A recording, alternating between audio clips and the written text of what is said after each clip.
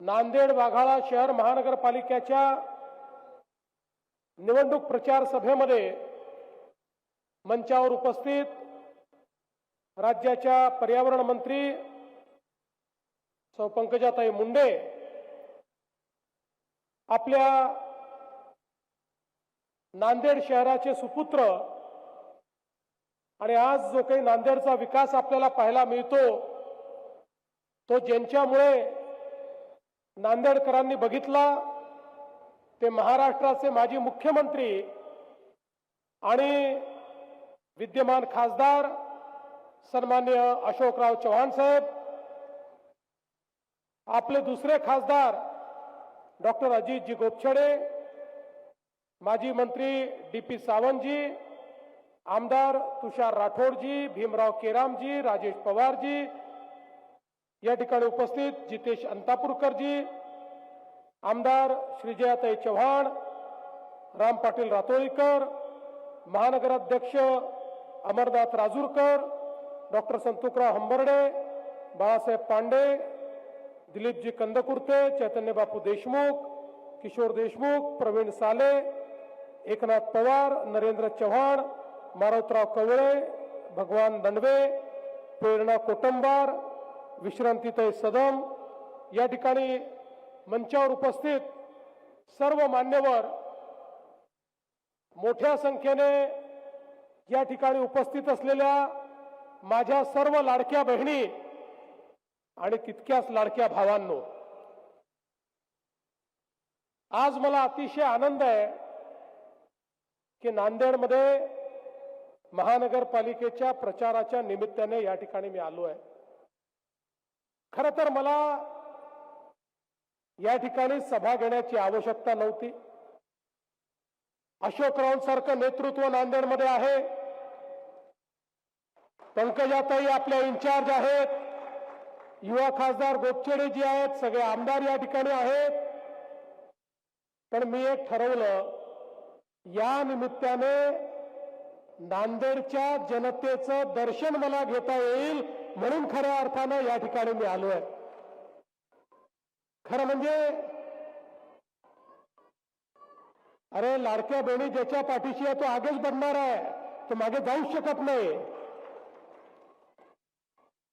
नंदीग्राम, नंदराजाचं नांदेड, गोदावरीच्या कुशीत वसलेलं नांदेड, गोदावरीची कृपा आणि काळेश्वराचा आशीर्वाद लाभलेलं नांदेड, गुरु गोविंद सिंगांचा पदस्पर्श झाल्यामुळे पावन झालेलं नांदेड, स्वामी रामानंद तीर्थांची भूमी नांदेड, अशा या नांदेडला वंदन करण्याची संधी मी का सोडावी आणि म्हणून या ठिकाणी मी आलो. तसंही आता पुन्हा हिंद की चादर गुरु तेग बहादूरजी यांच्या निमित्ताने पुन्हा 25 तारखेला मी नांदेडला येणार आहे. पण आज खऱ्या अर्थानं ज्यावेळी ही सभा मी पाहतोय, इथली संख्या मी पाहतोय, माझ्या मनामध्ये कुठलीही शंका उरलेली नाही.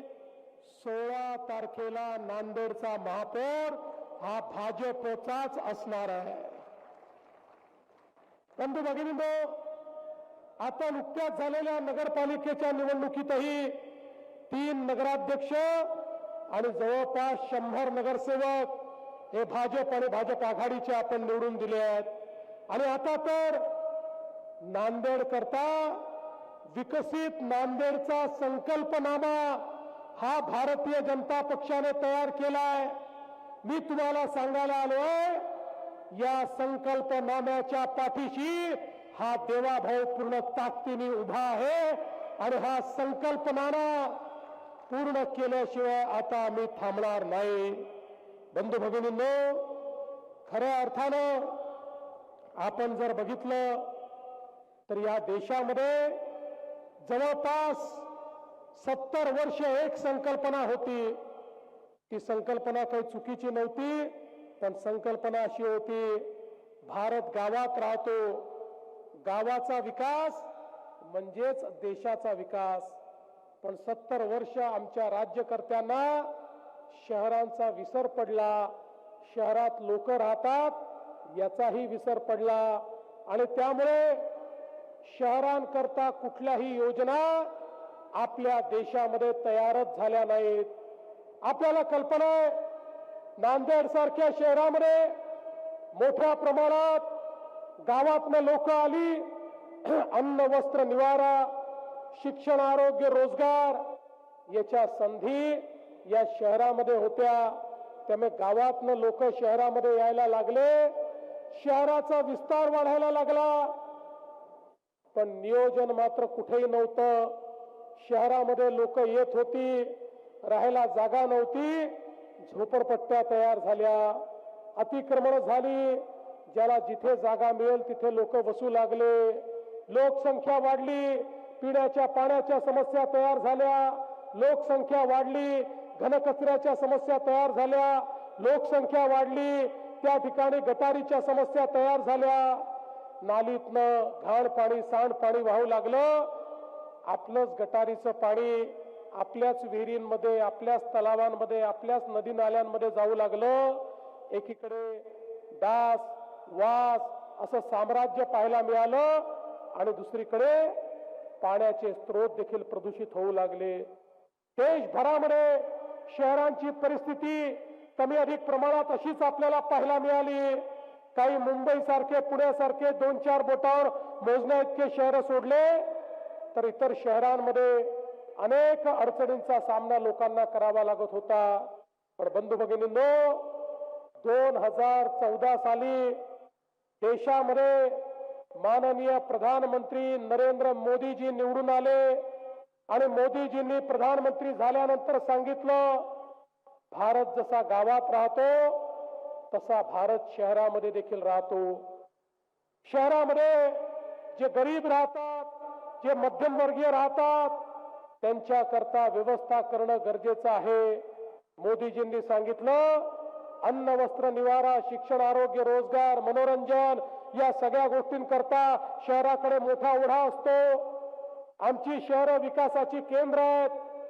देशाच्या जीडीपीच्या 65% जीडीपी हा शहरांमध्ये तयार होतो.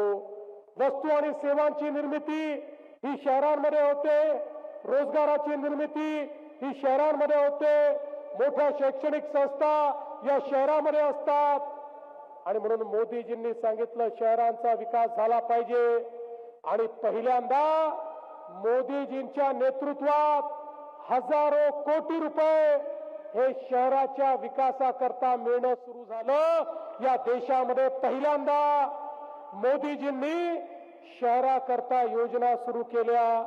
मग त्यामध्ये आपल्याला कल्पना आहे, स्मार्ट सिटीची योजना, अमृत शहरांची योजना, स्वच्छ भारत शहरी मिशन, प्रधानमंत्री आवास योजना शहरी मिशन, अशा प्रकारचं अनेक मिशन या ठिकाणी सुरू झाले. आणि कधी नव्हे तेवढा पैसा शहरांच्या विकासाकरता मोदीजींनी दिल्लीहून देणं सुरू केलं आणि शहर बदलू लागली. आपण बघा, नांदेड सारख्या शहरालाही अशोकरावांनी ज्यावेळी गुरुतागद्दी होतं त्यावेळी मोठ्या प्रमाणात निधी आणला. नांदेडमध्ये त्या काळामध्ये कामं झाली. पण त्याआधी किंवा त्यानंतर ज्या प्रमाणात सरकारने पैसा दिला पाहिजे तो पैसा कधी मिळाला नाही, कारण त्या प्रकारची भूमिकाच नव्हती. पण ती भूमिका 2014 नंतर बदलली. आता आपल्याकडे हजारो कोटी रुपये हे या वेगवेगळ्या शहरांच्या विकासाकरता येत आहेत. मोदीजींनी सांगितलं, शहरामध्ये राहणारे जे गरीब आहेत, झोपडपट्टीवासी आहेत, जे अतिक्रमण धारक आहेत, या सगळ्यांना पक्क घर द्या. प्रधानमंत्री आवास योजनेतनं प्रत्येकाला घर देण्याचा निर्णय झाला. पण लक्षात आलं, घर तर मोदीजींनी दिलाय, पण लोकांजवळ जागाच नाही. कारण ज्या जागेवर ते बसलेत त्याला अतिक्रमण म्हटलं जातं. त्याच्या मालकी हक्काचा पट्टा नसल्यामुळे मोदीजींनी घराकरता पैसे दिले तरी देखील घर बांधता येत नाही. हे लक्षात घेतलं आणि आम्ही 2च महिन्यापूर्वी महाराष्ट्राच्या मंत्रिमंडळात निर्णय केला. आमचा गरीब झोपडपट्टी धारक, अतिक्रमण धारक हा ज्या ठिकाणी बसलेला आहे त्याच ठिकाणी त्याला मालकी हक्काचा पट्टा हा आम्ही त्या ठिकाणी देणार आहोत. आणि केवळ मालकी हक्काचा पट्टा देऊन थांबणार नाही. ज्याचं पक्क घर नाही, जो कच्च्या घरात राहतो त्याला पक्क घर बांधायला पैसे देखील आम्ही देणार आहोत. जो बेघर आहे त्याला पक्क घर बांधायला आम्ही पैसे देणार आहोत. आणि म्हणून बंधू भगिनींनो, ही महानगरपालिका तुमच्या आशीर्वादाने निवडून येणार आहे. आपला महापौर बसणार आहे. मी अशोकराव तुम्हाला या ठिकाणी आजच सांगतो, पहिल्या टप्प्यामध्ये सगळे अतिक्रमण नियमित करून घ्या आणि त्यानंतर तुम्ही जेवढी घरं मागाल तेवढी घरं या नांदेड शहराला मोदीजींच्या योजनेतनं आम्ही देऊ. नांदेडमध्ये एकही जण झोपडीमध्ये कच्च्या घरात राहणारा आपल्याला शिल्लक ठेवायचा नाही. प्रत्येकाला आपल्याला पक्क घर द्यायचं आहे.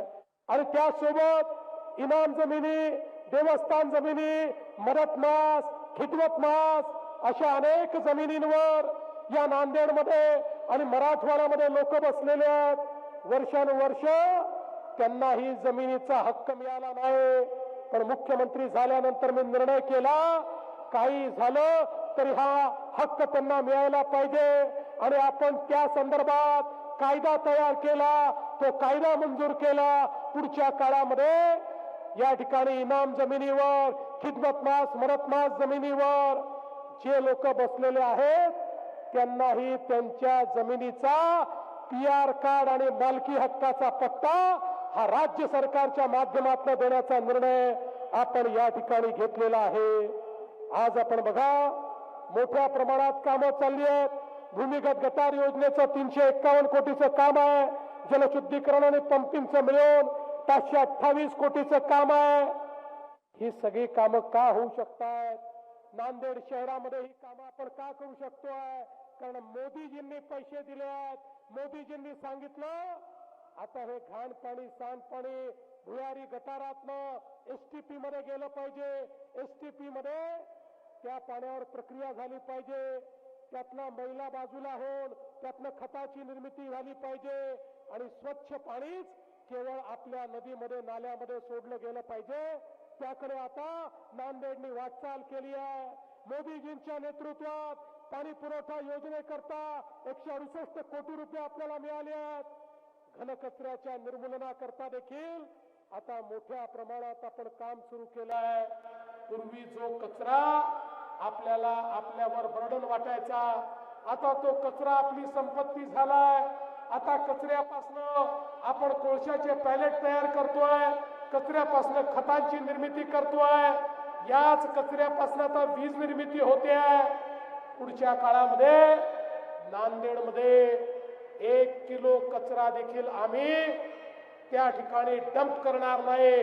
सगळ्या कचऱ्यावर प्रक्रिया करून एक स्वच्छ नांदेड शहर हे आम्ही तयार केल्याशिवाय या ठिकाणी राहणार नाही. आज मोठ्या प्रमाणात नांदेडमध्ये रस्त्यांकरता आपण पैसे देतो. नांदेडला या ठिकाणी अशोकरावांच्या नेतृत्वामध्ये नांदेड जालना, परभणी जालना हा मार्ग आपण मंजूर केलाय. समृद्धी महामार्गाला नांदेडला जोडून 8 तासामध्ये नांदेडमधून मुंबईपर्यंत पोहोचता आलं पाहिजे, हा आमचा प्रयत्न आहे. हा केवळ एक रस्ता नाहीये. समृद्धी महामार्ग केल्यामुळे जालना आणि संभाजीनगर हे 2 इंडस्ट्रियल डिस्ट्रिक्ट झाले. मराठवाड्याचा सगळा उद्योग आता छत्रपती संभाजीनगर आणि जालन्यात आला. एकदा नांदेड पासनं तर जालन्यापर्यंत लिंक ही आम्ही समृद्धी महामार्गाला जोडली की तिसरं महत्वाचं उद्योगाचं केंद्र हे नांदेड होणार आहे. आणि या ठिकाणी मोठ्या प्रमाणात उद्योग येताना आपल्याला दिसतील. आज आपण बघा, वेगवेगळ्या प्रकारची कामं या ठिकाणी आपण हातात घेतली आहे.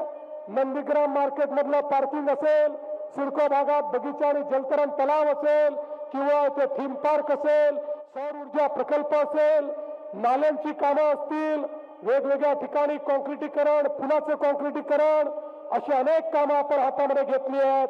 आणि त्यासोबत नांदेडमध्ये गोदावरी पर्यावरण दृष्ट्या त्याचं संवर्धन करण्याचं काम आपण हातामध्ये घेतलंय. आता तर आमच्या पंकजाताईंनी एक नदीचं मिशन हातामध्ये घेतलेलं आहे. आमची गोदावरी ही स्वच्छ व्हायली पाहिजे, ती अविरल व्हायली पाहिजे, याकरता एक मोठं मिशन हे आपण या निमित्ताने घेतो. बंधू भगिनींनो, मला या निमित्ताने सांगितलं पाहिजे, आपण आता या नांदेडमध्ये एक कर्करोगाचं रुग्णालय देखील तयार करतो आहोत. कॅन्सर करता आधुनिक अशा प्रकारची ट्रीटमेंट असली पाहिजे. 150 खाटांचं रुग्णालय हे नांदेडमध्ये आपण तयार करतात आणि त्यातनं मोठ्या प्रमाणात आपण या ठिकाणी लोकांना, रुग्णांना दिलासा देण्याचं काम करतात. नांदेडच्या रेल्वे, खऱ्या अर्थानं नांदेड लातूर, नांदेड बिदर या 2 रेल्वे लाईनला मान्यता दिली. आम्ही राज्य सरकारच्या वतीनं सांगितलं त्याचे अर्धे पैसे हे राज्याचं सरकार देईल आणि मी आपल्याला आश्वस्त करतो कुठल्याही परिस्थितीमध्ये हे काम देखील आम्ही पूर्ण करून दाखवू. बंधू भगिनींनो, मला या निमित्ताने सांगायचं, ही निवडणूक केवळ आम्ही एखादा महापौर बसावा याकरता पाहत नाही. आम्हाला दिसतंय ते नांदेड शहर जे खऱ्या अर्थानं मराठवाड्याचं प्रमुख शहर बनलेलं आहे, ते महाराष्ट्राचं प्रमुख शहर होऊ शकतं. ही नांदेडची ताकद आहे आणि म्हणून या नांदेडमध्ये विकास आपल्याला करायचा आहे. बंधू भगिनींनो, मी या निमित्ताने आमच्या लाडक्या बहिणींना देखील सांगू इच्छितो, लाडक्या बहिणींनो, ज्यावेळी विधानसभेच्या निवडणुकीमध्ये प्रचंड बहुमताने भारतीय जनता पार्टीचं महायुतीचं सरकार आलं, काही लोक म्हणायचे आता भाजपला 137 जागा मिळाल्या, आता भाजप पहिलं काम काय करेल, लाडकी बहीण योजना बंद करेल. झाली का बंद?